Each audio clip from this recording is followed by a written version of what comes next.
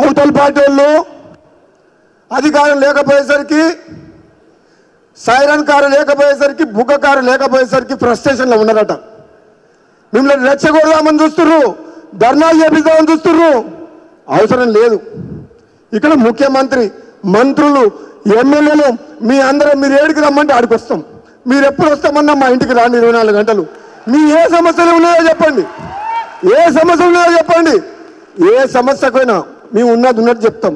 చేయగలిగిన సమస్యలు మీకు ఏదైతే కోరికలు ఉన్నాయో మీ ప్రభుత్వ పరంగా ఎంతవరకు చేయాలనో అంతవరకు చేస్తాం. ఎక్కడ కూడా దాపరికం చెయ్యం. చేయగలిగే పనులను చేసి ఉన్న వాస్తవాలు మీకు చెప్పి మరీ మిమ్మల్ని కాపాడుకుంటామని చెప్తున్నాను. ఎక్కడ కూడా మేము అబద్ధం ఆడం, అబద్ధాలు ఆడి లేనిపోని మాటలు చెప్పి అరిచేట్ల స్వర్గం చూపించాం. ఆర్థిక పరిస్థితి ఏంది, రాష్ట్ర పరిస్థితి ఏంది, ఆదాయం ఏంది, వనరులు ఏంది, ఖర్చులు ఏంది, మిమ్మల్ని ఎట్లా కాపాడుకోవాలో ఈ ప్రభుత్వం మీద బాధ్యత ఉంది.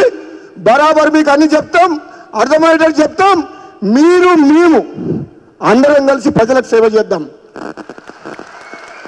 మీ ఒకరేమనుకుంటే రారు. ప్రభుత్వ ఉద్యోగులు, ప్రజాప్రతినిధులు మనిద్దరము జోడెట్లలాగా పనిచేసినప్పుడే ప్రజలు సంతోషంగా ఉంటారు.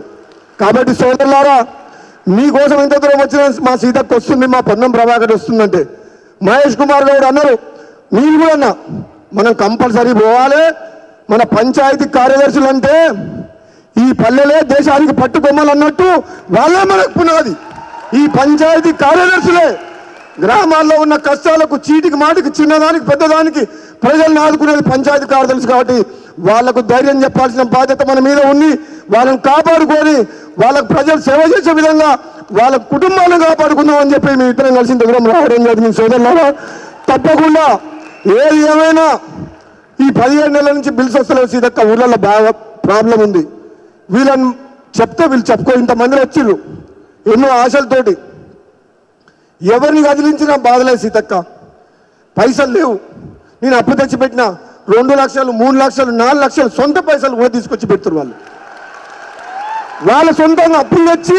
ఎందుకంటే ఊళ్ళో ప్రెజరు, అధికారుల ప్రెజరు, మనం పెట్టే ఒత్తిడి తట్టుకోలేక, పైసలు లేక సాలీజాలం జీతంతో కూడా చిన్న ఉద్యోగులు కూడా అప్పులు తీసుకొచ్చి ఖర్చు పెడుతున్నారు.